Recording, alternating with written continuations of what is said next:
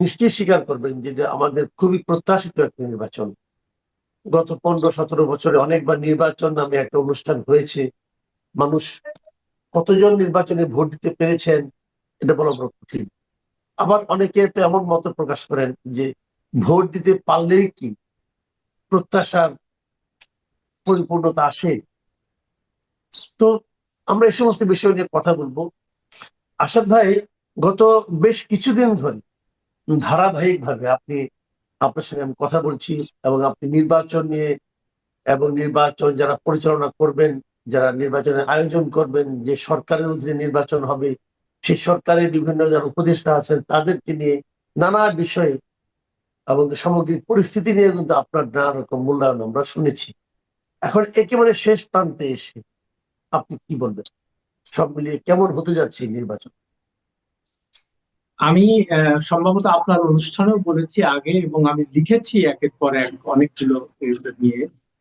প্রথম কথা হলো যে বর্তমানে সারা বিশ্বে নির্বাচন যে ব্যবস্থা, অর্থাৎ গণতান্ত্রিক প্রক্রিয়ায় নির্বাচন হবে, এটাতে আমার কোনো আস্থা নাই, আমার কোনো বিশ্বাস নাই। এবং আমি দুই দেশের নাগরিক, এবং কোথাও আমি ভোট দেই না।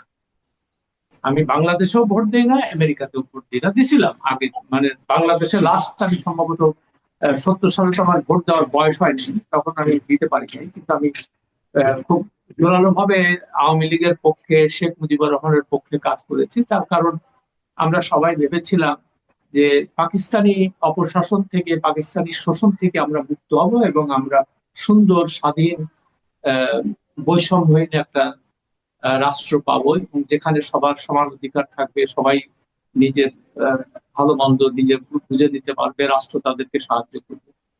কিন্তু দুর্ভাগ্যজনক ভাবে স্বাধীনতার পেলাম আমরা ঠিকই 71 সালের 16ই ডিসেম্বর, মানে 72 সাল থেকে আমরা ধরি।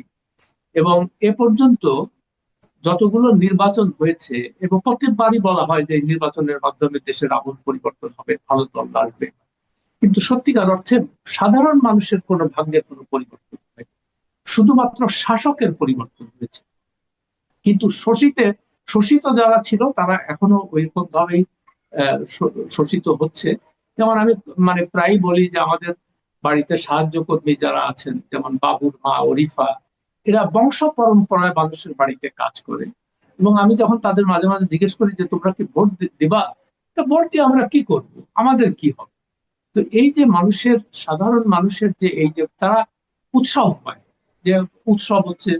যেমন আমার বাসায় একজন বলছে যে আমি কিশোরগঞ্জে বাড়ি, আমার বলে যে খালু আমি তো ভোট দিতে যাবো। আলহামদুলিল্লাহ, যাও।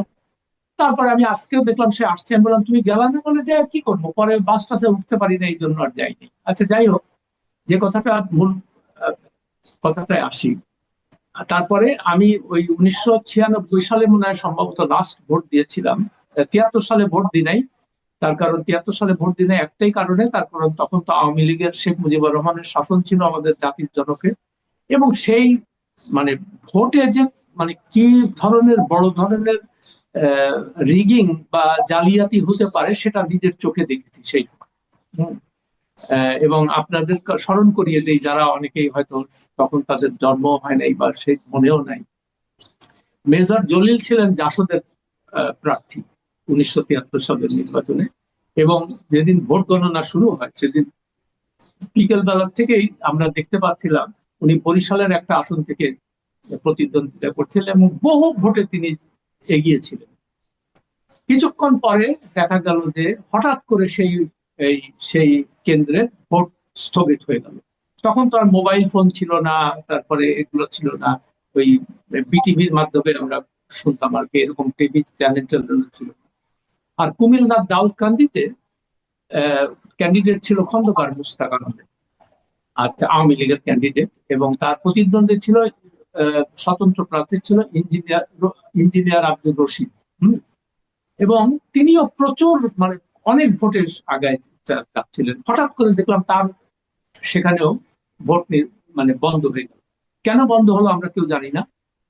পরে রাতে যখন খবর আসলো, পরে শুনলাম যে হেলিকপ্টার পাঠিয়ে ওখান থেকে সমস্ত ব্যালট বাক্সগুলো নিয়ে এসে আসা হয়েছে দুই জায়গায়।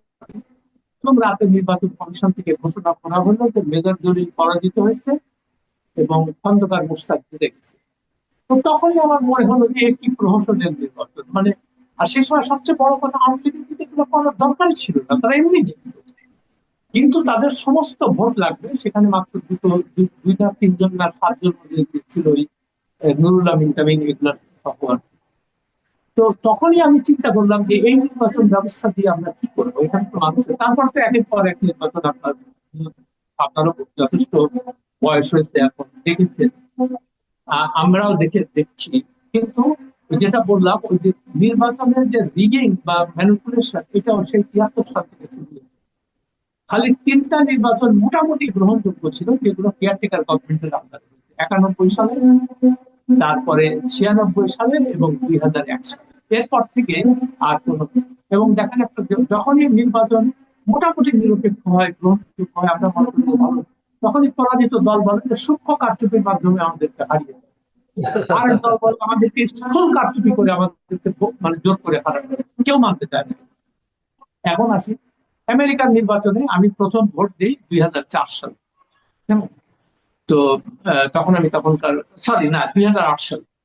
তো ২০০৮ সালে আমি তখন আমেরিকার নাগরিক হয়ে গেছি। তো বারাক ওবামার সময়, তো তখন তো আমরা বারাক ওবামাকে নিয়ে সারা বিশ্বব্যাপী একটা ক্রেজ তৈরি হয়েছিল যে একটা কালো আমেরিকান ইয়েতে শাসন ক্ষমতায় হোয়াইট হাউসে যাবে, এবং তিনি অত্যন্ত ভালো মানুষ। তারপর তাকে আমি আমি ভোট দিলাম, আমার মতো অনেকে, তিনি তো জিতে গেলেন। তারপরে দেখি যে ওই আমেরিকাতেও একই অবস্থা, যে মানে সাধারণ মানুষের ওখানকার কোনো পরিবর্তন হয় না। একবার আমার মনে আছে, আমি এই প্রসঙ্গে এই ছোট্ট একটা এই কথাটা বলি। আমি আমার ব্যাংকে গেছি মানে টাকা উঠানোর জন্য আমার বাড়ির কাছে। তো যে তারপরে দেখলাম যে একটা লম্বা, হ্যাঁ, আমেরিকাতে? আচ্ছা। আমেরিকাতে তো লম্বা লাইন একটা, তো লাইনে তো দেখি যে একটা সিকিউরিটি গার্ড, একটা মহিলা ওখানে দাঁড়িয়ে আছে। তো আমি, যেহেতু সময় ছিল, আমার তো সাংবাদিক হিসেবে সবসময় কিউরিওসিটি জাগে যে সাধারণ মানুষ কি বলে।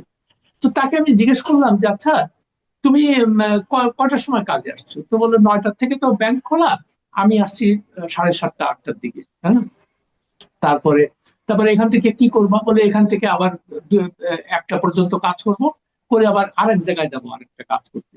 তারপরে তারপরে সে বললো তারপরে রাত ৭টার থেকে সন্ধ্যা ৭টার থেকে আরেক জায়গায় কাজ। আমি বললাম তুমি তাহলে রান্না বাড়া করো প্রচুর, তুমি তো মহিলা, তোমার ছেলে মেয়ে আছে। বলে যে আর তো উপায় নেই, আমার ৩টা কাজ না করলে আমার সংসার চলবে না। আমি বললাম এত বড় লোকের দেশ, তুমি যে ইয়ে মানে, তোমাদের বলে আমরা তো এরকম ভোট দিয়েই যাই, আর আমাদের তো কোনো কিছু হয় না। আরেকটা জিনিস লক্ষ্য করেন, যে এরা বলে তথাকথিত গণতান্ত্রিক ব্যবস্থায় আমাদেরকে ফিরে যেতে হবে। গণতান্ত্রিক ব্যবস্থাটা মানে কি? যে আমি সেখানে জনগণের ভোটের অধিকার আছে, ভালো কথা, তারা ভোট দেয়। কিন্তু একটা জিনিস লক্ষ্য করেন, এই যে সাধারণ মানুষকে, এই যে তথাকথিত ভোটের, তাদের তাদের বলে যে তোমরা খুব ক্ষমতাবান, তোমরা আমাদের, তোমাদের ক্ষমতা আছে, আমাদেরকে ভোট দিতে। ভোট দিয়ে তারা বানালে কি হলো? ওই তখন আবার ওই হালুয়া রুটির ভাগাভাগি হলো দুই দলের মধ্যে। আমেরিকায় যেমন রিপাবলিকানরা জিতলে ক্ষমতা দখল করে, ডেমোক্রেটরা জিতলে। এবং সাধারণ মানুষ কিন্তু এদেরকে কাউকেই পছন্দ করে, একমাত্র যারা রেজিস্টার্ড ডেমোক্রেট বা রেজিস্টার্ড রিপাবলিকান, তারা ছাড়া। আর এদের একটা জিনিস লক্ষ্য করেন, এদের কিন্তু কোনো তৃতীয় ব্যক্তিকে ভোট দিয়ে বানানোর কোনো স্কোপও নাই। ওরা কিন্তু কোনো থার্ড পার্টিকে মার্চ করতে দেয় না কোনো সময়। এটা ইংল্যান্ডে দেখেন, জার্মানিতে দেখেন, তারপরে আমেরিকায় দেখেন, অস্ট্রেলিয়াতে দেখেন, মানে তথাকথিত গণতান্ত্রিক দেশ যেগুলো আছে আমরা বলি। এখন গণতান্ত্রিক দেশের কথা হলো কি, রুল বাই দি পিপল, মানে জনগণ শাসন করবে। কিন্তু পৃথিবীর কোথাও একটা দেশ আমাকে দেখান যেখানে সাধারণ জনগণের সত্যিকার অর্থে শাসন ক্ষমতা তাদের আছে? আমি দেখি নাই কোথাও। আচ্ছা, যে কথাটা বলার চেষ্টা করছিলাম, এই জন্য এগুলো দেখে থেকে আমার মনে হলো যে এগুলো একটা ভাওতাবাদ।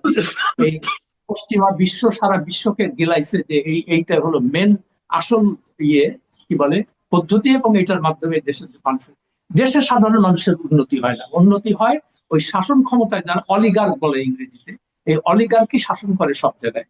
এবং যার জন্য দেখেন, মানে রিপাবলিকানদের অপছন্দ করে, তার ভোট দেবে কাকে? ডেমোক্রাটরা ওই এসে একই কাজ করবে। তারা যুদ্ধ বিগ্রহ লাগাবে সারা জায়গায়, তারা কর্পোরেশন গুলো যা বলবে সেই বিষয়ে তারা কাজ করবে। হোয়াইট হাউসে যে বসে থাকে তার অ্যাকচুয়ালি কোনো ক্ষমতা নাই। এখন ট্রাম্পের বেলা অবশ্য অন্যরকম, সে একটু আনপ্রেডিক্টেবল, টেম্পারামেন্টাল, এবং তার নিজের ব্যবসায়িক স্বার্থ সেটা সবসময় দেখে, এবং সবাই দেখে সেটা। ওই জো বাইডেন অথবা হয়তো মুখে বলতো না, কিন্তু দেখেন সেও তার ছেলেকে দিয়ে নানান অপকর্ম করিয়েছে এবং শেষ পর্যন্ত চলে যাওয়ার সময় তার ছেলেকে ওই মানে সাধারণ ক্ষমার মধ্যে মাফ করে দিয়েছে, তার তো জেল হইতো। তো যাই হোক, এই যে কথাটা বললাম এই জন্য আগামী কালকে যে নির্বাচন, মানে আগামীকালকে যে নির্বাচনটা হবে, আমার ব্যক্তিগতভাবে আমার কোনো আশাও নাই, প্রত্যাশাও নাই, ওই একটাই কারণে। তার কারণ আমি দেখেছি যে একটা ওই ওই রিপাবলিকান এর মতো এগুলো আওয়ামী লীগ অথবা বিএনপি। তো দুঃখজনক ভাবে বা সুখকর ভাবে আওয়ামী লীগ তো মাঠে নাই এবার। তো মাঠে নাই সেটাও ধরে নিলাম যে তারা স্বৈরাচার ছিল। কিন্তু আমি একটাই কথা বলবো, তারা যদি এত অন্যায় করে থাকে, এত ইয়ে করে, তো তাদেরকে ভোট দিয়ে আমরা দেখতাম যে আসলেই তাদের কোনো জনপ্রিয়তা আছে কিনা। তাহলে অন্তত মানুষকে মানে বলা যেত যে না, আমরা একটা ইনক্লুসিভ মানে অন্তর্বর্তী করে নির্বাচন দিছিলাম, এই দেখো আওয়ামী লীগ তো চিল্লাচিল্লি করে যে তাদের অনেক সমর্থন আছে, এই হচ্ছে তাদের সমর্থন। তখন মানুষ সেটা বুঝতে পারে। যাই হোক, সেটা যেহেতু তারা মাঠে নাই, এখন মাঠে আছে কারা? বিএনপি এবং জামাত ইসলাম। বিএনপির ক্ষমতা তো আমরা দেখেছি আগে, তারা কি করে, তারা মানে আহ, তারা কিভাবে দেশ চালায়, তারাও স্বজনপ্রীতি করে, তারাও লুটপাট করে, দুর্নীতির সঙ্গে জড়িত ছিল। তারেক রহমান নিজেও হাওয়া ভবনের মাধ্যমে তখন এই সমস্ত অনিল আমরা সবাই জানি। তবু এগুলো বলা দরকার এই কারণে যে আমরা হুজুগে না মেতে ডিসপ্যাশনেটলি আমরা চিন্তা করে দেখি যে আসলেই এই তথাকথিত গণতান্ত্রিক শাসন ব্যবস্থা আসলেই দেশের সাধারণ মানুষের ভাগ্যের কোনো উন্নয়ন করে কিনা। এটা হচ্ছে এই জন্য আমার কোনো নিজের কোনো আগ্রহ নাই ভোট দিতে, আমি ভোট দিতে যাবো না। কিন্তু কোশ্চেনটা হলো, তারপরেও তো মনে করেন আপনি গত কিছুদিন আলোচনা আমরা বিভিন্ন সময় দেখেছি যে যে নির্বাচন নিয়ে যে সমস্ত অনিয়ম হয়েছে এবং যেগুলো আপনার কাছে অনিয়ম লেগেছে সেগুলো নিয়ে তো আপনি কথা বলেছেন। তার মানে নির্বাচনটা যতটুকুই আর যাই হোক, এটাতে কোনো ভাগ্যের পরিবর্তন না হলেও নির্বাচনটা ভালোভাবে হোক, এমনটি তো আপনি চান। হ্যাঁ, এমনটা চাই এই কারণে, আমি চাই সুশাসন আসুক। কেমন, জি। তাদের জবাবদিহিতা থাকুক। যারা শাসন ক্ষমতায় যাবে তাদের যেন জবাবদিহিতা থাকে। তো এসে যেমন আমি সবসময় একটা কথা বলি যে এই দেশের সর্বপ্রধান 1 নাম্বার, 2 নাম্বার, 3 নাম্বার, এই 1 নাম্বার সমস্যা দুর্নীতি, 2 নাম্বার সমস্যা দুর্নীতি, 3 নাম্বার সমস্যা দুর্নীতি। এবং ক্ষমতা একটা বিশেষ গোষ্ঠীর কাছে মানে হাতে থাকে। সেই গোষ্ঠীটা কারা? সেগুলো ওই যারা ক্ষমতায় আসবে ইয়ে হয়ে, আর আমলাতন্ত্র এবং সামরিক এবং বেসামরিক আমলাতন্ত্র। আপনি একটা জিনিস দেখেন, চিন্তা করে দেখেন যে আমাদের দেশের টোটাল বাজেট হয় প্রায় 8 লক্ষ কোটি টাকা। এর মধ্যে সরকারি কর্মকর্তা কর্মচারী আর ডিফেন্সের মানে সামরিক বাহিনীর লোকজনের জন্য আপনার প্রায় 87,000 কোটি টাকা তাদের জন্য দিতে হয়, তাদের সুযোগ সুবিধা, বেতন ভাতা, তাদের ঘর বাড়ি সব করার জন্য। তো আপনি একটা দেশে 18 কোটি মানুষের দেশে যদি 18 লক্ষ লোকের জন্য এইরকম ব্যবস্থা রাখেন, তাহলে মানে সাধারণ মানুষের ভাগ্যে কিভাবে উন্নতি হবে বা ভাগ্যের কেমন, এটা তো আমার জানা নেই।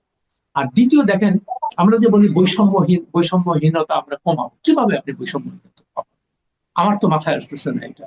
বিকজ তারপর সেটা যদি করতে হতো, তারপর এদেরকে সুযোগ সুবিধা দেওয়ার জন্য আপনি কি হচ্ছেন, এদেরকে ধরেন 5,000 স্কোয়ার ফিটের বাড়ি দিতে হবে মানে আমলাদের। এক একটা কর্নেল জেনারেল তাদেরকে 3500, 3600, 5,000 স্কোয়ার ফিটের বাড়ি দিতে হবে। তার মানে কি, আপনি কারো কাছ থেকে কারো ভাগ্যের জিনিস বা তাদের ভাগের জিনিস আপনি এনে তাদেরকে দিচ্ছেন, দিয়ে তাদেরকে খুশি রাখতেছেন। কেন খুশি রাখতেছেন?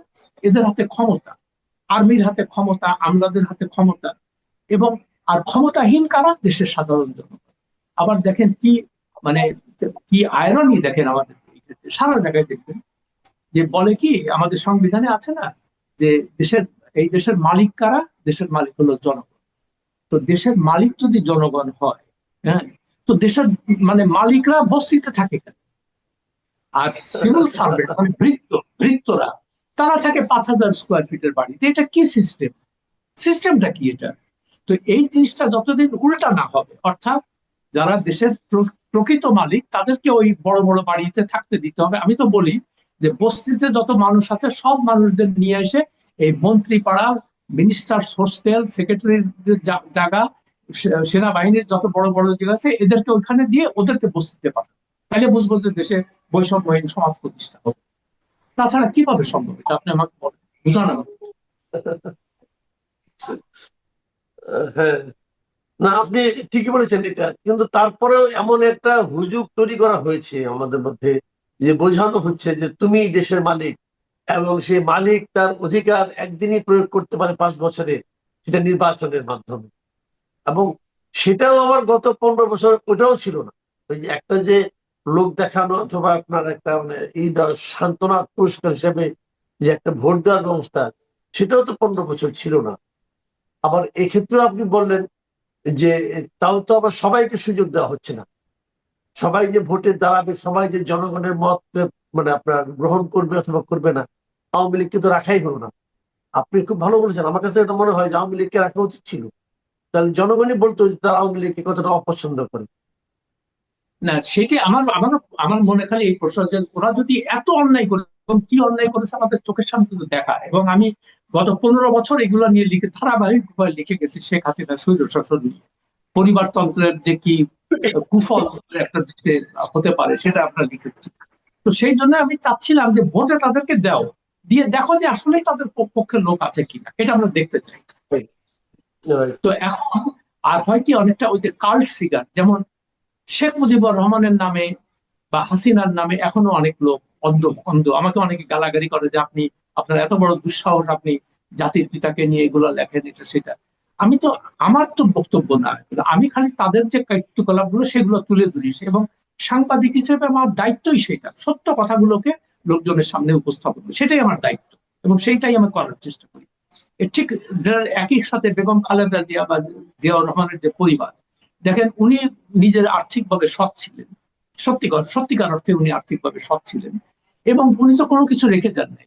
কিন্তু খালেদা জিয়া বলেন বা তারেক রহমান বলেন, তারা তো সব গুলশান টুলশানে থাকে, তাদের বিরাট বড় বড় বাড়িতে থাকে, তো তাদের তো কোনো অভাব অভিযোগ নাই। হম। আপনি লন্ডনের থেকে আসছেন, এসে এসে গুলশান কোথায় উঠেছেন? গুলশানে উঠেছেন, বিশাল বাড়িতে। আচ্ছা, ভালো কথা, আপনারা সরকার থেকে বাড়ি দিচ্ছে, খুবই ভালো কথা এখন। কিন্তু আমার কথা হলো যে আপনি তো জনগণের কাছে যখন যান, জনগণ ঠিক আপনাকে মানে, এটা তাদের পক্ষে ইয়ে যে আমরা থাকি বস্তিতে, এরা থাকে গুলশানে, তো এরা আমাদের বন্ধু হবে, এরা আমাদের ভালো মন্দ বুঝবে কিভাবে? এটা খুব স্বাভাবিক একটা চিন্তা তাদের মাথায় আসা, স্বাভাবিক আর কি। আর সত্যি কথা, এখন আপনি বলতে পারেন যে তাহলে আপনি কোন সিস্টেমে যেতে চান। আমি সত্যিকার অর্থে যে সিস্টেমটা চাই, আমি দুইটা মানে সিস্টেমের কথা বলি, দুইটা দেশের কথা। একটা দেশ সিঙ্গাপুর, আমরা সবাই জানি কেমন।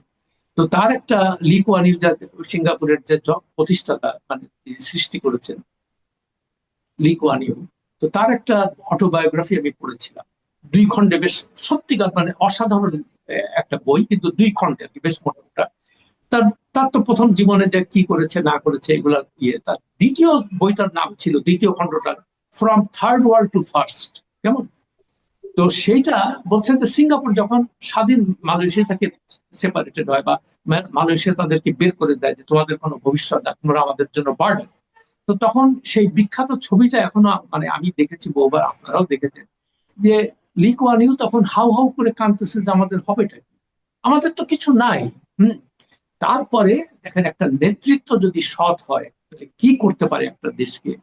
আজকে সেই থার্ড ওয়ার্ল্ড কান্ট্রি থেকে, থার্ড ওয়ার্ল্ড মানে তৃতীয় বিশ্বের একটা দেশ থেকে আজকে ফার্স্ট ওয়ার্ল্ডের দেশ তারা কেন করলো? একটাই কথা সে বলেছিল, যে আমি দেখলাম লি কুয়ান ইউর ভাষায়, যে আমাদের তো কোনো সম্পদ নাই, তো আমাদের সম্পদ সৃষ্টি করতে হবে আমাদের মানুষকে দিয়ে। মানুষকে কিভাবে সম্পদ করে? তাদেরকে তাদের মেধার উন্নতি করতে হবে, তাদের লেখাপড়া শিখাইতে হবে, এবং দুর্নীতি ভাবে কোনোভাবেই তাদের দুর্নীতি করার কেউ না করতে পারে, দুর্নীতি করলে তার রেহাই।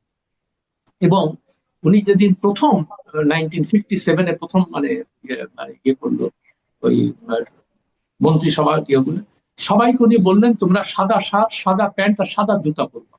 তো একজনে জিজ্ঞেস করলো যে এটার সিম্বল, এটা কি মানে কারণ? বললো যে white is the symbol of incorruptibility, মানে সাদা হইলো যে তোমার মধ্যে কোনো দুর্নীতি নাই, এবং সবাইকে পোশাক পরায় সেটা নিয়েছে। এবং আপনার মাধ্যমে আপনার দর্শকদেরকে বলি, সিঙ্গাপুরের সিভিল সার্ভেন্ট যারা মানে আমলা যারা, তাদের বেতন কিন্তু পৃথিবীর সব থেকে বেশি, পৃথিবীর আমেরিকার থেকে বেশি। আমেরিকার প্রেসিডেন্টের যা বেতন, সিঙ্গাপুরের প্রাইম মিনিস্টারের বেতন অলমোস্ট তার দ্বিগুণ। হ্যাঁ। তো কেন বলে সে, উনি মানে লি কুয়ান ইউ এই কথাটা বলেছে যে আমি একটাই জিনিস করতে চাই, যে তোমরা তোমাদের যেন কোনো দুর্নীতির আশ্রয় না নিতে হয়, এবং দুর্নীতি করলে তোমাদের রেহাই নেই।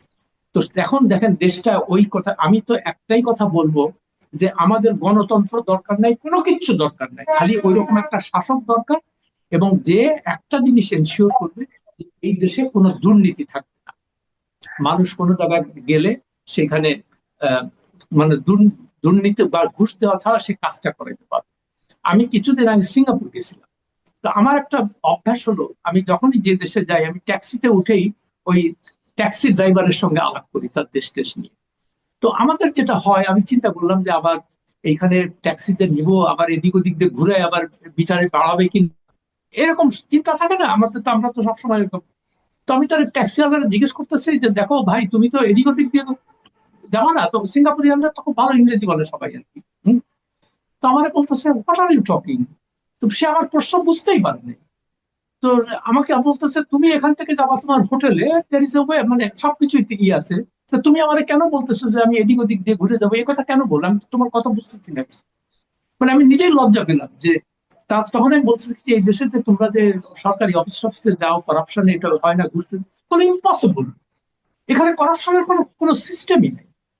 তো এই যে একটা সাধারণ একটা ট্যাক্সি ড্রাইভারের মনে একটা জিনিস হয়েছে যে এইখানে কোনো করাপশন, তো আমার খালি আমার ওই দেশটার কথা চিন্তা হয়।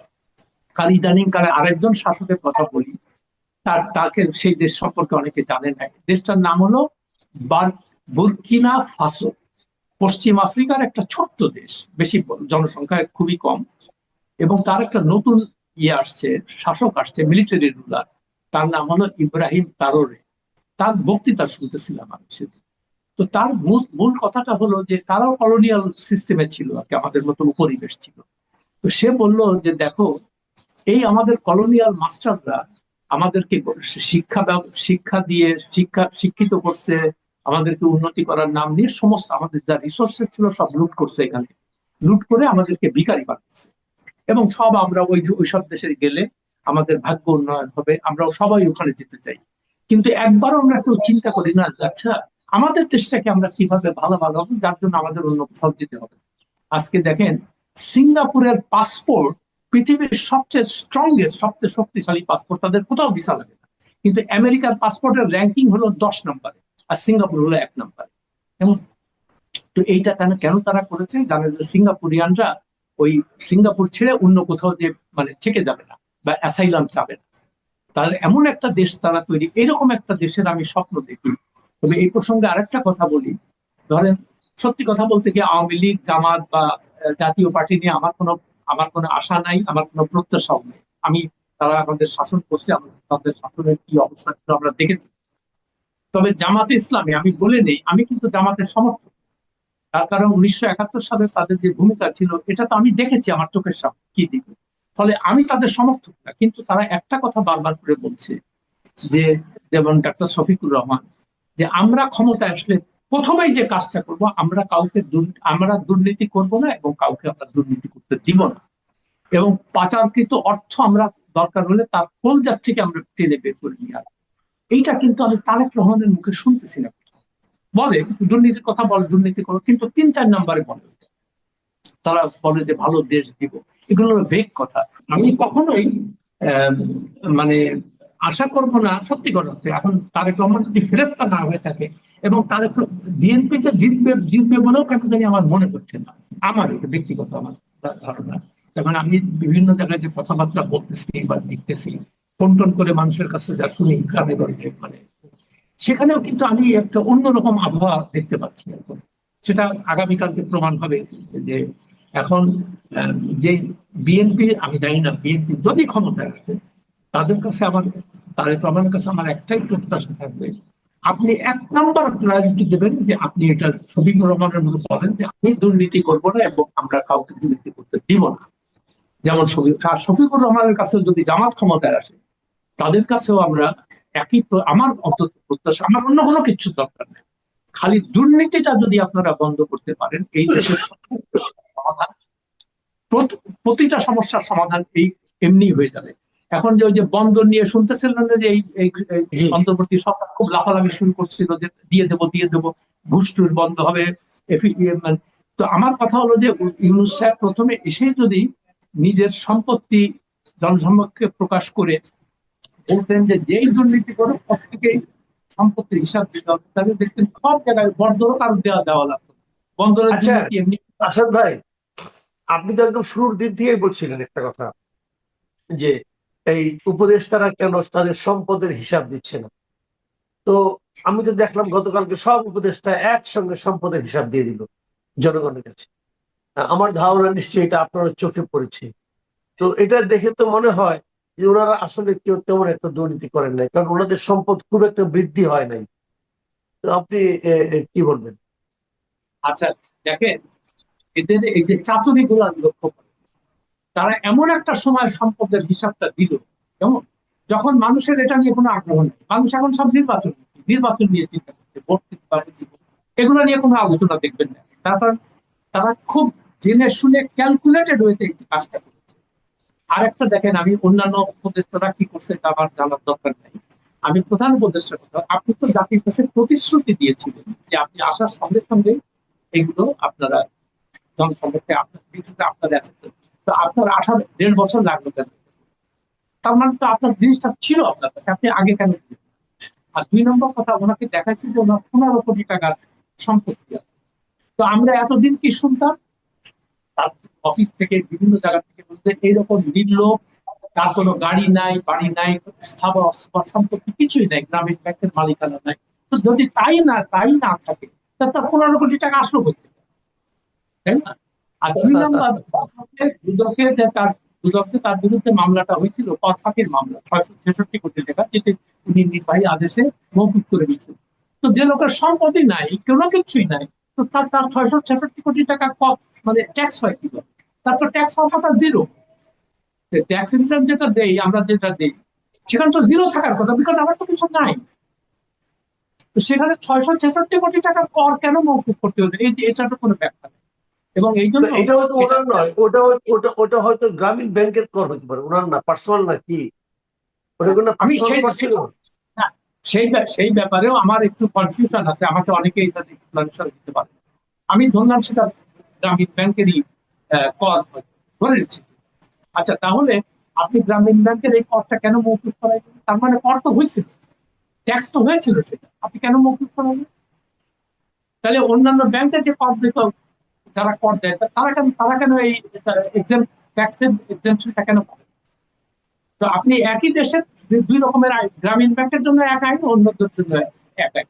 এটা কি কোনো এই তো বৈষম্য যে সৃষ্টি হয়, দেখেন বৈষম্যের ব্যাপারে আরেকটা কথা বলি, এই যে সমাজে অনেক সংঘাত দেখেন না, মানুষ ক্ষুব্ধ, কোনো ইয়ে পাবে, তার কারণটা কি? যখন একটা মানুষ, একটা বেকার ছেলে দেখে যে আমার চাকরি নাই বাকরি নাই, আমি আমি কোনো পেপার দেখেছি, আর এরা 5,000 স্কোয়ার ফিটের বাড়ি, এরা বড় বড় গাড়িতে চলে, তার তো একটা ক্ষোভ হয় যে এদের মারবো আমি। তো আমার টাকা লুট করে নিয়ে এদের সমস্ত ভোট দেওয়ার চেষ্টা করে। তো সেই জন্য আমি বলি, দেশের স্বার্থে, দেশের, আপনার যদি সত্যি দেশকে দেশের জনগণকে ভালোবাসেন, তাদের অবস্থার উন্নতি করতে চান, তবে আল্লাহর ওয়াস্তে আপনারা বৈষম্য কমানোর চেষ্টা করেন। এবং এই আমলাদেরকে মানে মানে একটা আইন পাশ করতে হবে যে সরকার থেকে সরকারি কর্মকর্তা কর্মচারীদের আর কোনো বাড়ি গাড়ি এগুলো কিছু দেওয়া হবে না, পৃথিবীর কোথাও নাই এগুলো।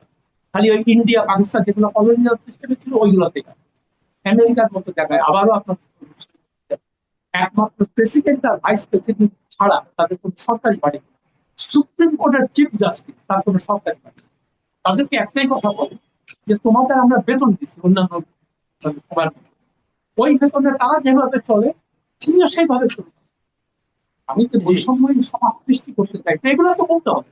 ইংল্যান্ডেও তাই, দেখেন, একমাত্র নাম্বার 10 ডাউনিং স্ট্রিট এবং নাম্বার 11 ডাউনিং স্ট্রিট, মানে একটা হলো দেশ প্রধানমন্ত্রী আর একটা হলো অর্থমন্ত্রীর বাড়ি ছাড়া, আর রাজার বাড়িতে অন্য কথা, সেটা অন্য কথা। আর কোনো সরকারি বাড়ি কার নেই। সবাই যার যার ইয়ের মধ্যে থাকে। জার্মানি তো দেখেন, অস্ট্রেলিয়া একই ব্যাপার। কিন্তু আমাদের এখানে আপনার 5,000, আর এরা কোন লাট সাহেবের ছেলে মেয়ে, মানে এদেরকে কেন, যেহেতু আমি মেধাবী ছিলাম, আমি বিসিএস পরীক্ষায় বা সিএসপি পরীক্ষায় আমি ফার্স্ট হয়েছি এবং আমাকে বড় বাড়ি, কেন বাবা তুমি এটা কেন চাবা? তুমি যদি দেশের সত্যিকার অর্থে দেশের সেবা করতে এসে থাকো, তাহলে তো তুমি বলবা যে না, অন্যান্য সবাই যে ব্যবহার করছে আমারও সে ব্যবহার, আমাদের বিশেষ সুযোগ সুবিধা কেন দিতে হবে? সেই জন্য আগামী সরকার যারা আসবে, যেই আসুক, আমার কাছে বড় জোরে তাদের কাছে আমি নিবেদন করব যে আপনারা অনতিবিলম্বে সরকারি কর্মকর্তাদের এই সুযোগ সুবিধাগুলো বাতিল করেন, এবং করতে হবে, তাছাড়া এই দেশে বৈষম্য হবে না। জি, অনেক ধন্যবাদ, অনেক ধন্যবাদ জনাব আসাদ মাহমুদ। প্রিয় দর্শক, আপনারাও শুনলেন জনাব আসাদ মাহমুদের বিশ্লেষণ, ভোট নিয়ে, আমলাদের সুযোগ সুবিধা নিয়ে, এবং সবশেষ আমাদের এই 1.5 বছরে যারা উপদেষ্টা হিসেবে ছিলেন তাদের সম্পদের হিসাব নিয়ে। এই হিসাবের মধ্যে আমার নিজের কিন্তু মনে হয়েছে যে এই হিসাবে একটা শুভঙ্করের ফাঁকি আছে। শেষ সময়ে এসে আপনি একটা হিসাব দাঁড় করিয়েছেন, এবং আপনার শুরুতে কত সম্পদ ছিল এটা আমরা শেষে এসে জানলাম। আমরা যদি শুরুতেই জানতাম যে আপনার সম্পদ কত ছিল, তাহলে না একটা কম্পেয়ার করার একটা সুযোগ ছিল। যা হোক, তবু দিয়েছেন। এবং আমি আশা করব, যে কথাটা জনাব আসাদ মাহমুদ শুরু থেকেই বললেন, যে মূল সমস্যা হলো দুর্নীতি। সেই দুর্নীতি আমাদের এই উপদেষ্টাদের সম্পদের হিসাবের মধ্যে আছে কিনা, আগামী দিন যে সরকার আসবেন তারা যদি এই হিসাবগুলি তাদের মানে যোগ্যতা দিয়ে বিচার করেন এবং চুলচেরা বিশ্লেষণ করেন যে এই হিসাব তারা কতটুকু সঠিক দিয়েছে, তাহলে আমার মনে হয় দুর্নীতি দমনের প্রাথমিক কাজটা হয়তো করা যেতে পারে। প্রধান ব্যক্তি অ্যাকচুয়ালি উনি তো মানে ডেলিবারেটলি ইলেকশন কমিশনের যে আদেশ সেটাকে উনি ভঙ্গ করলেন। ওনারা এত ডেসপারেট কেন যে তারা আগে থেকেই বলতেছে যে রেজাল্ট দিতে দেরি হবে? এই জিনিসটাও কিন্তু সন্দেহজনক। এই জিনিসগুলো কিন্তু সন্দেহজনক। এটা ক্লিয়ার না যে আপনার যে এমপি ইলেকশনে কিন্তু এজেন্টদের সিগনেচার লাগে। সিগনেচার সাধারণত আগেই নিয়ে নেয়, না হলে তো রেজাল্ট করতে পারে না, সিগনেচার লাগে। কিন্তু গণভোটের জন্য কি কোনো এজেন্টের এই যারা যারা থাকবে তাদের সিগনেচার লাগবে কিনা এই রেজাল্ট শিটে, এটা কিন্তু আমরা নিশ্চিত না। যদি শিট না লাগে তাহলে কিন্তু গণভোটের এটা করতে পারে, তারা এদিক সেদিক করতে পারে। ধন্যবাদ। যদি প্রথমে জানতে চাই যে আপনি সব মিলিয়ে এখন কি মনে করছেন, কি হতে যাচ্ছে? নির্বাচন কি সুষ্ঠুভাবে অনুষ্ঠিত হতে যাচ্ছে, নাকি শেষ মুহূর্তে কোনো নাটকীয় কিছু ঘটতে পারে?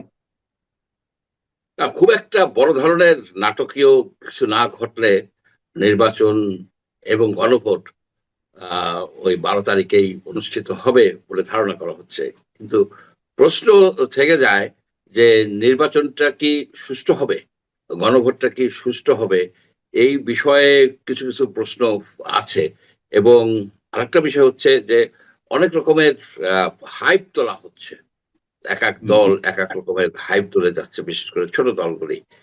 হাইপের কারণে হয়তো শেষ পর্যন্ত মানুষের মধ্যে একটা কনফিউশনের সৃষ্টি হয়েছে যে যদি সেই অনুসারে রেজাল্ট না পাওয়া যায় তাহলে হয়তো একটা হতে পারে, কি বলবো, যে ওই মানুষ হতাশ হতে পারে, ভায়োলেন্সের দিকেও যেতে পারে। কারণ এই হাইপটা তোলা হচ্ছে একেবারে সোশ্যাল মিডিয়াকে ব্যবহার করে এবং without any solid valid data. এখানেই প্রশ্নটা থাকে যে এই হাইপটা তোলার উদ্দেশ্যটা কি।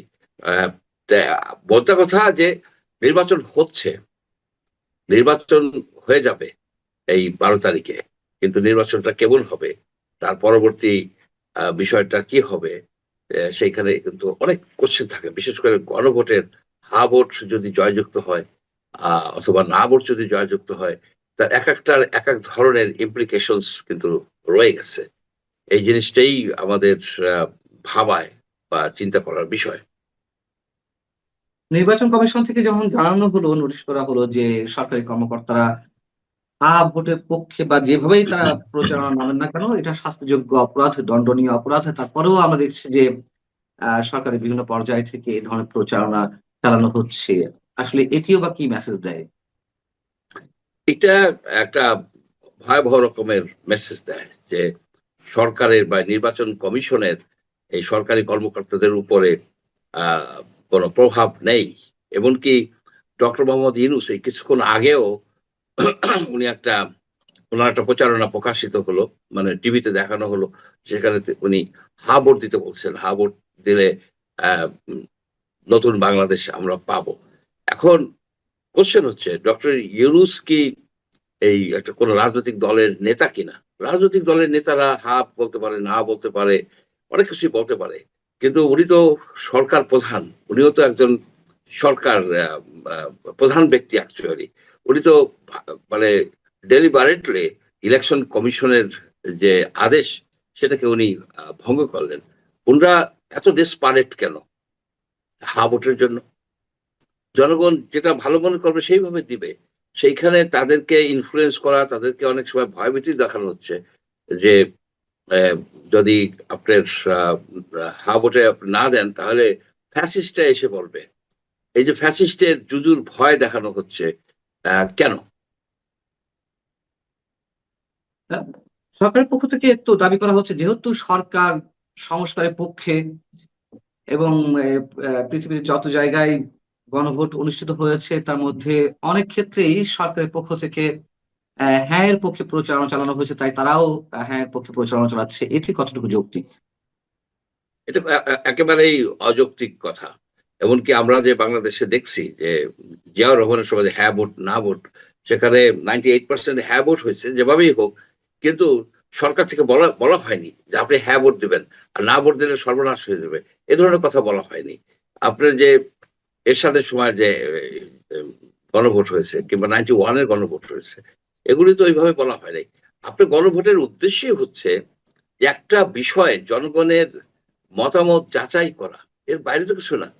এখন যদি আপনি সরকার ইলেকশন কমিশনকে রিকোয়েস্ট করছে যে আপনারা এই প্রশ্নগুলি জনগণের সামনে তুলে ধরেন, তাদের মতামতটা আমাকে জানান, আমরা সেই অনুসারে অ্যাকশন নেব, সেই অনুসারে আমরা কার্যক্রম গ্রহণ করবো। তো সরকার নিজেই নেমে যায় কেন? সে তো জনগণকে জনগণের কাছে এই বিষয়টা তুলে ধরছে যে আপনারা কি এটা চান কি চান না, হা কিংবা না। তো সেইখানে সরকার এখানে এসে ঝাঁপাই পড়তেছে কেন? যদি তাই হয় তাহলে সরকার তো এটাকে যদি মনে করে যে এটাই সবচেয়ে ভালো অপশন, এগুলি সেগুলো ইমপ্লিমেন্ট করে ফেলতো। সেখানে আবার আহ গণভোটের প্রয়োজনীয়তা কি ছিল? আসল কথা হচ্ছে তারা অনেকগুলি দুষ্কর্ম করছে, তারা বহু দুষ্কর্ম করে ফেলছে। এগুলিকে জাস্টিফাই করার জন্য তারা এই গণভোটের প্রশ্নটা নিয়ে আসছে। ইলেকশন ইঞ্জিনিয়ারিং নিয়ে নানান ধরনের কথা আমরা শুনতে পাচ্ছি। কোনো কোনো বিশেষ শক্তি নানান ধরনের পরিকল্পনা ছক কষে রেখেছে। ইলেকশন ইঞ্জিনিয়ারিং ঘটবে কিনা, ইলেকশন ইঞ্জিনিয়ারিং এর রূপ একটা কেমন হতে পারে আপনার কাছে কি মনে হয়?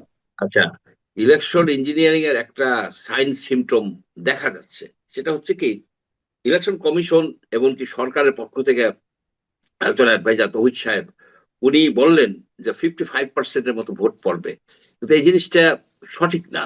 এই কারণে সঠিক না, 2008-এ ভোট পড়ছে 87%, কাস্টিং হয়েছে ভোট। 2001-এ ভোট কাস্টিং হয়েছে 76%। এবার এবার কিন্তু ভোট 80%-এর নিচে কাস্টিং হবে না। এখন 80%-এর নিচে যদি ভোট কাস্টিং 80% হয় তাহলে 10,20,00,000 ভোটার, কিন্তু আপনার বুথ আছে 2,44,000 এবং সময় আছে 9 ঘন্টা, মানে 540 মিনিট। এইটা যদি আপনি দেখেন, এরা ভোট দিতে যায় প্রত্যেকে সময় পায় 1 মিনিট 29 সেকেন্ড। এর ভিতরে ভোট দেওয়া সম্ভব না এত অল্প সময়ের মধ্যে। তারপরে 2টা ব্যালট, তো তারপরে এই আছে 2টা ব্যালট। তো এইখানে আমার ধারণায় 40% লোকের বেশি ভোট দিতে পারবেন না। সকাল সকাল যে এরা ভোট দিয়ে দেবে, অন্যরা ভোট দিতে অনেকেই পারবেন না। 40%, ম্যাক্সিমাম 40 বা 45%। আর একটা বিষয় হচ্ছে যে তারা আগে থেকেই বলতেছে যে রেজাল্ট দিতে দেরি হবে, রেজাল্ট দিতে দেরি হবে। এই জিনিসটাও কিন্তু সন্দেহজনক। এই জিনিসগুলো কিন্তু সন্দেহজনক। এটা ক্লিয়ার না যে আপনার যে এমপি ইলেকশনে কিন্তু এজেন্টদের সিগনেচার লাগে। সিগনেচার সাধারণত আগেই নিয়ে নেয়, না হলে তো রেজাল্ট ই করতে পারে না, সিগনেচার লাগে। কিন্তু গণভোটের জন্য কি কোনো এজেন্টের, এই যারা যারা থাকবে তাদের সিগনেচার লাগবে কিনা এই রেজাল্ট শিটে, এটা কিন্তু আমরা নিশ্চিত না। যদি শিট না লাগে তাহলে কিন্তু গণভোটের এটা ই করতে পারে, তারা এদিক সেদিক করতে পারে। সুতরাং আমি মনে করি যে গণভোটের ভোট কিভাবে কাউন্ট হবে? এমপি ইলেকশনের জন্য তো কাউন্ট হচ্ছে, আপনার মার্কা অনুসারে, ওটা হা বা না পিঙ্ক ভোটটা কাউন্ট হচ্ছে। এখন সেটা কি আপনার সিগনেচার নিবে এই ডাটা শিটে, রেজাল্ট শিটে? সেটা কিন্তু ক্লিয়ার না। সুতরাং এখানে একটা লুপহোল থেকে যাচ্ছে, অর্থাৎ সরকার চাচ্ছে যেভাবেই হোক, কিন্তু আমার ধারণা যে সরকারি কর্মকর্তারা এবার কোন রকমের এইসবের ফাঁদে পা দিবেন বলে মনে হয় না। কারণ গতবার তারা ওইসব 2014, 18, 20-এর এইসব করে রিটার্নিং অফিসার ডিসিরা অনেকেই চাকরিচ্যুত হয়ে গেছেন, মানে হয়ে গেছেন, খুব হেনস্থার শিকার হয়েছেন। এবার হবেন কিনা, এবার তারাও এই সরকারের কথা অনুসারে এই ধরনের কাজ করবেন কিনা আমার সন্দেহ আছে, করবেন না হয়তো। সুতরাং যত চেষ্টাই থাকুক, কারেন্ট সিচুয়েশনে কি সরকারি কর্মকর্তারা হোক আর যেই হোক, তারা কি ভবিষ্যৎটা ভেবে অনৈতিক কাজে যুক্ত হবেন কি হবেন না, বিষয়টা কি এরকম? তার কারণ যদি তাই হয়, গত আওয়ামী রেজিমে আমরা পুলিশের যে আচরণ দেখেছি, সেক্ষেত্রেও পুলিশ নানান ধরনের হুমকি মুখে পড়েছে, হত্যাকাণ্ডের শিকার হয়েছে।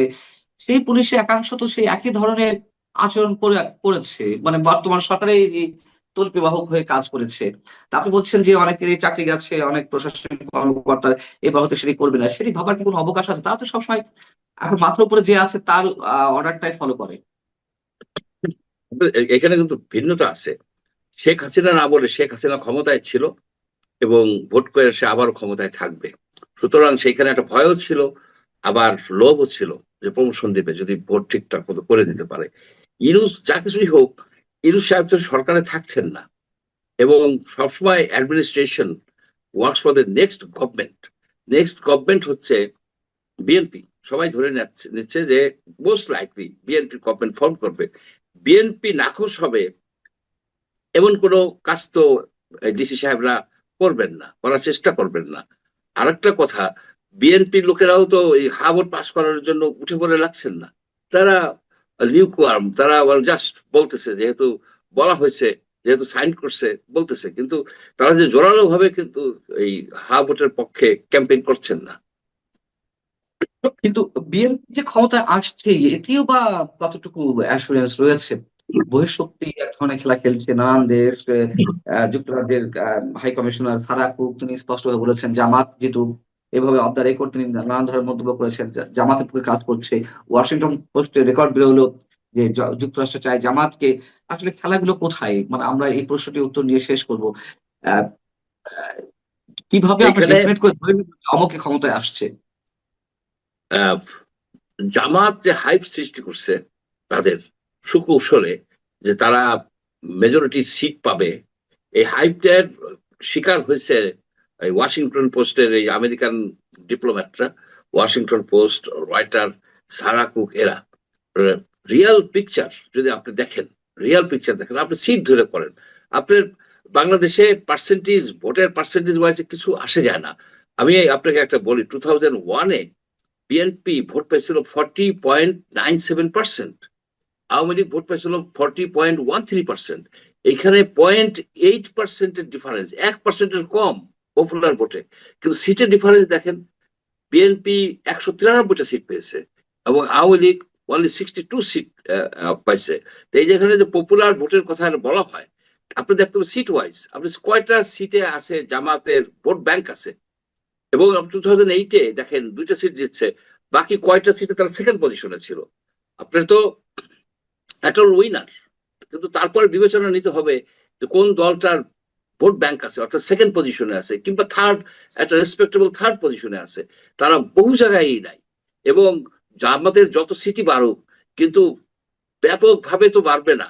যদি বাড়েও তাদের যে উইনিং থ্রেশহোল্ডে তারা পৌঁছতে পারবে না।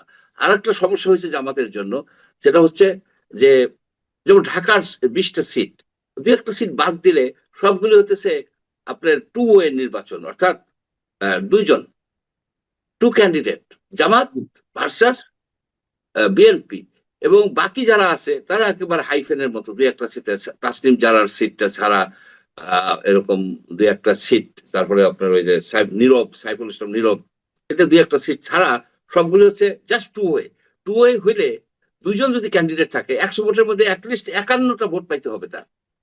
ঢাকা সিটির এই যে এরা বলে যে আমরা 20টা সিট পাবো, ঢাকা সিটির কি every other voter is a Jamaat supporter? এটা কি আপনার প্র্যাকটিক্যাল এসে দেখেন? আপনি দেখেন না, এরকম সিচুয়েশন নাই। যদি 3 জন হইতো, এখন যদি আমি বুঝতে পারছি। আমি একটু যেটা জানার ইচ্ছা আপনার উত্তরের মধ্য দিয়ে পাল্টা প্রশ্ন করতে হচ্ছে যে আপনি বলছেন জামাত হাইপ তুলেছে, এই জন্য ওয়াশিংটন পোস্টে যে রেকর্ডটি বেরিয়েছে বা যুক্তরাষ্ট্র জামাতকে ক্ষমতা দেখতে চায়, এই কারণে তারা এই কথাগুলো বলেছে। বহিঃশক্তি বা পরাশক্তি গুলোর প্রভাব আমাদের নির্বাচনের পরে রাজনৈতিক দলগুলোর পরে, নাকি রাজনৈতিক দলগুলোর প্রভাব গিয়ে পরে পরাশক্তি গুলোর উপরে, যার কারণে তারা অন্যরকম সিদ্ধান্ত নেয়? কোনটি আসলে? পরাশক্তি দেখেন, এই যে ওয়াশিংটন পোস্টের যে সোর্স, সেটা হচ্ছে একটা ইনফর্মাল কনভারসেশন, একটা মিডিয়াম না, আমি লেভেলের। আমি শুধু ওয়াশিংটন পোস্টের রেফারেন্সে দিচ্ছি না। আমি সারাপুকের কথা বলেছি, তারা জামাতের সঙ্গে বেশ কয়েকবার কথা বৈঠক করেছে, একাধিক, মানে বলতে গেলে তো 2বার, অনেকবার বৈঠক করেছে। এবং পশ্চিমা মিডিয়া যেভাবে জামাতের পক্ষে কথা বলছে, জামাত বেরিয়ে আসছে, আল জাজিরা তো রয়েছে মধ্যপ্রাচ্যের গণমাধ্যম, যদিও সেটা আন্তর্জাতিক গণমাধ্যম, সবকিছু মিলিয়ে জামাতের পক্ষে এক ধরনের পরোক্ষ মতামত অভিমত তারা তুলে ধরছে। এটি কেন? কারণ জামাত আপনার বিদেশে বেশ প্রচারণা চালাইছে, বিভিন্ন সাংবাদিকদের কাছে। সাংবাদিকরা তো তথ্য পায়, বিভিন্ন লোকের কাছ থেকে তথ্য পায়, বিভিন্ন লোকের কাছ থেকে তারা কিন্তু তথ্য পায়, যে তারা বলে যে জামাত মনে হয় এবার হয়ে যাবে। এটা একটা ক্যাচ ফ্রেজের মতো হয়ে গেছে। আপনার আর্মি অফিসাররা বলে, এরা বলে। কারণ আমি বলি যে আপনারা সার্ভে করছেন কার কাছে? আমার বাসার বুয়া বা ড্রাইভার বলে, এক ব্যক্তি আপনি সার্ভে করছেন। এখানে স্টাডিফাইড সার্ভে লাগবে, যে অনেক লোক আছে, তাদের তো আপনি ওপিনিয়ন নিচ্ছেন না। আপনি নিচ্ছেন রিক্সার ওপিনিয়ন নিচ্ছেন, আপনি ড্রাইভারের ওপিনিয়ন নিচ্ছেন, আপনি কাজের বুয়ার ওপিনিয়ন নিচ্ছেন, ভালো। কিন্তু এর বাইরেও তো লোক আছে, এর বাইরেও তো সমাজের সকল লোকেরকে ইনক্লুড করে তাদের যে একটা ইনফর্ম ডিসিশন, তাদের যে একটা মানে নিরপেক্ষ মানে ভাবে একটা সার্ভে করা, সে ধরনের সার্ভে বাংলাদেশে হয় না। এবং আপনি দেখবেন বাংলাদেশের সার্ভের স্ট্যাটিস্টিক্যাল কোনো ভ্যালিডিটি নাই। এই কারণে নাই, তারা কিন্তু ওই যে বলে যে 40%, কিন্তু বিদেশি জিনিসে দেখবেন 40+2 অথবা 3, অর্থাৎ 2 মানে 38 to 42 এই রেঞ্জের মধ্যে আছে। এবং প্রবাবিলিটি যেটা বলে যে পসিবল প্রবাবিলিটি 95% প্রবাবিলিটি বা 99% প্রবাবিলিটি যে আমার ভোটটা এত পার্সেন্টের মধ্যে থাকবে, 38 থেকে 42, একটা উদাহরণ দিলাম। এই যে স্ট্যান্ডার্ড এরর, এগুলি তো নাই। আপনি এখানে স্যাম্পল সাইজ কত জানেন না, আমরা জানি না। আমরা জাস্ট একটা ওই মোবাইল ফোনের মধ্যে দিয়ে দেওয়া হয়, গুগল ফর্ম দেওয়া হয় যে করার জন্য। সেই জায়গায় আপনি দেখেন প্রথমেই যেসব লোকের মোবাইল ফোন নাই, অনেক লোকের আছে কিন্তু মোবাইল ফোন নাই, কিন্তু ভোটার। আবার যাদের আছে, যাদের বাটন ফোন আছে, বাটন ফোনে তো ভোট দেওয়া যায় না, স্মার্টফোন থাকতে হবে। স্মার্টফোন যাদের আছে, যে সংখ্যাটা, তাদের ওপিনিয়নে আপনি পাচ্ছেন। এট দ্য সেম টাইম স্মার্টফোনে যারা ইউজার, তাদের মধ্যে কেউ আছে যে 24 আওয়ার্স সে ইউজ করে, 24 আওয়ার্স না হোক, হয়তো 12 ঘন্টা সে ইউজ করে। তার কাছে এই ওপিনিয়নটা আসার সম্ভাবনা বেশি, যে দিনে 1 ঘন্টা ইউজ করে, তার কাছে কম। সুতরাং যারা বেশি ইউজ করে, যেসব দলের লোকেরা সোশ্যাল মিডিয়াকে ইউজ করার জন্য, তারা একেবারে তাদের পলিসি আছে, অনেকে মাল্টিপল অ্যাকাউন্ট আছে, তারা এই ডাটাকে ডিস্টর্টেড করে দেয়। ডিস্টর্টেড করে দেওয়ার ফলেই আপনি দেখবেন যে এক সময় দেখা যাচ্ছে যে নাহিদ ইসলামকে প্রধানমন্ত্রী হিসেবে দেখতে চায় 83% লোক ঢাকা শহরের। এটাকে আপনি বিশ্বাস করেন? Do you believe this? কিন্তু এখানে যে আপনার স্বল্প কিছু স্যাম্পল নিয়ে এইভাবে তারা করে, এটাকে সোশ্যাল মিডিয়ার একটা ব্যাড হচ্ছে যে ফলস ইমপ্রেশন তৈরি করতে এটা খুবই উস্তাদ, খুবই একটা ইউজফুল মিডিয়া হয়ে দাঁড়াইছে। আমার কথা হচ্ছে যে আমি আমার কথাগুলিকে বলি বেসিস এই কিসের উপর বেসিস করি, সেটা হচ্ছে যে গত 35 বছর যে 4টে ইলেকশন হয়েছে কেয়ারটেকার আন্ডারে, 91-এ, 96-এ জুন, 2001, 2008, এইখানে এটার ভোটিং প্যাটার্নটা কি, কোন দল কতটা ভোট পাইছে, কোন দল সেকেন্ড পজিশনে ছিল, তারপরে উইনিং এইটা কি, মার্জিনটা কি, এবং ভোট ব্যাংক কাদের কি আছে, এগুলিকে ভিত্তি করে যদি আপনি একটা প্রেডিকশন করেন, that will be more realistic. এবং সেই রিয়ালিস্টিক পয়েন্ট অফ ভিউতে আমি জামাতকে কোনোভাবেই 20টার বেশি সিট আমি দেখি না। এবং অনেক ধন্যবাদ জাতীয় সরকার গঠন করতে পারবে।